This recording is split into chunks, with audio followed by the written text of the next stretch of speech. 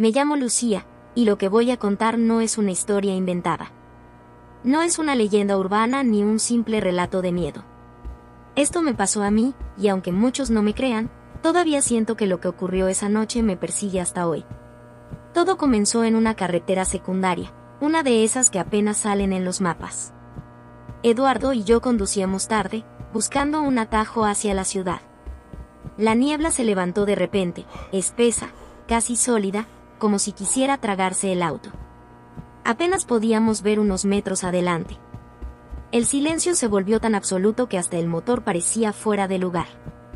Y entonces la vi.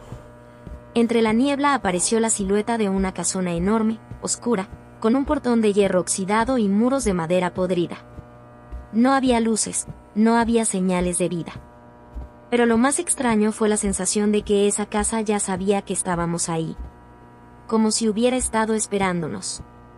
Quise seguir de largo, pero el coche comenzó a temblar y el motor se apagó de golpe. Eduardo intentó girar la llave varias veces, pero no respondió. El silencio que nos envolvió fue tan denso que juraría que hasta los insectos callaron. Me negaba a quedarme dentro del auto, inmóvil en medio de la niebla. Eduardo asintió y bajamos. El aire estaba helado, húmedo, y olía a moho y óxido. Cuando empujamos el portón, chirrió como un grito metálico que se alargó demasiado, casi como si la casa misma se hubiera despertado. El jardín estaba muerto. Las estatuas tenían grietas profundas y los árboles secos parecían brazos retorcidos señalando hacia la puerta. Y esa puerta, como si nos invitara, se abrió sola, dejando escapar un aire rancio que nos golpeó en la cara. Adentro, el frío era insoportable. La linterna iluminaba un vestíbulo con paredes cubiertas de cuadros torcidos, muebles carcomidos y un enorme espejo enmarcado en oro. Pero lo que vi en ese espejo no eran nuestros reflejos. Eran nuestras figuras, pero estiradas, distorsionadas, con los ojos vacíos. Eduardo dijo que era solo un espejo viejo, pero yo sentí que estaba mirándonos, estudiándonos. Avanzamos despacio por un pasillo largo. De repente escuchamos algo. No era el crujido normal de la madera, era un susurro. Bajo, apagado, como si alguien hablara detrás de las paredes.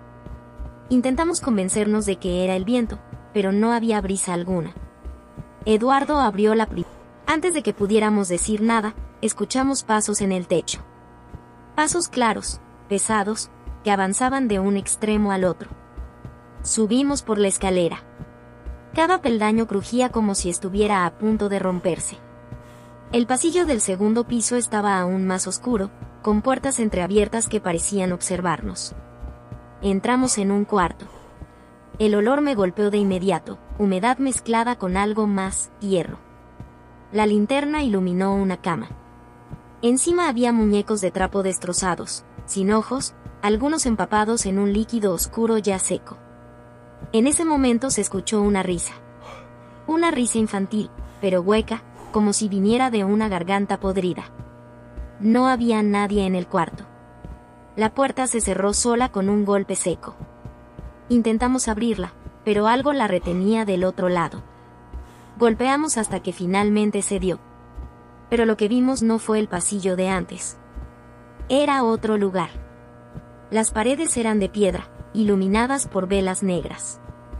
Había símbolos extraños dibujados con lo que parecía sangre fresca. El suelo estaba húmedo, y al mirarlo mejor vi que no era agua, eran charcos oscuros que olían a carne podrida. Las voces regresaron. Esta vez eran más claras, pero imposibles de comprender, como si hablaran en varios idiomas a la vez. Las velas se apagaron todas a la vez, y la oscuridad fue total. El aire se volvió espeso, como si no hubiera oxígeno. Entonces lo escuchamos. Algo se arrastraba lentamente por el suelo, acercándose. Busqué la linterna desesperada hasta que Eduardo logró encenderla. Y lo vimos. Era un niño, o al menos lo parecía. Su piel era tan pálida que parecía transparente. Sus ojos eran pozos negros sin fondo. Sonreía mostrando dientes demasiado largos, demasiado afilados. Dio un paso hacia nosotros. Retrocedí y tropecé con algo duro en el suelo. Lo levanté para verlo mejor y casi grité, Era un cráneo pequeño, de un niño. La criatura abrió la boca y de ella salió un grito imposible, un chillido que atravesó mis huesos y me hizo sangrar los oídos. Corrimos a ciegas. No sé cómo, pero volvimos a aparecer en el pasillo del segundo piso. Las puertas se cerraban solas a nuestro paso, los cuadros se caían y sus lienzos se retorcían como si fueran carne viva. Al bajar, el espejo del vestíbulo comenzó a vibrar. Esta vez no nos reflejaba a nosotros. Reflejaba a la familia del retrato. El hombre, la mujer y el niño nos miraban desde el otro lado, sus ojos arrancados, pero sus bocas sonreían. Y de repente comenzaron a golpear el cristal desde dentro, desesperados por salir. Eduardo tomó una silla y la arrojó contra el espejo. El cristal estalló, pero lo que salió no fueron solo pedazos. Una corriente helada nos envolvió y las figuras de esa familia emergieron. Flotaban, con los cuerpos torcidos y los rostros deformes. Sus bocas se abrían demasiado, como si no tuvieran huesos. Corrimos hacia la puerta principal, pero se cerró antes de que pudiéramos tocarla. El portón del jardín también se cerró con un estruendo. Estábamos atrapados. Las figuras se acercaban, arrastrando un olor insoportable, como carne en descomposición. Una de ellas me tocó el brazo y sentí un dolor helado que me quemó la piel. Eduardo gritaba mi nombre, tratando de apartarlas, pero no había forma. Empujamos la puerta con todas nuestras fuerzas hasta que, de repente, se abrió. Corrimos al auto y milagrosamente arrancó al primer intento. Condujimos sin detenernos, hasta que vimos las luces de la ciudad. No dijimos nada. No hablamos en todo el camino. Creímos que lo habíamos dejado atrás. Pero esa noche, cuando intentaba dormir en mi departamento, escuché algo. Un susurro. Venía del espejo de mi habitación. Me levanté despacio. Y allí estaba él. El niño. Sonriendo detrás de mí en el reflejo.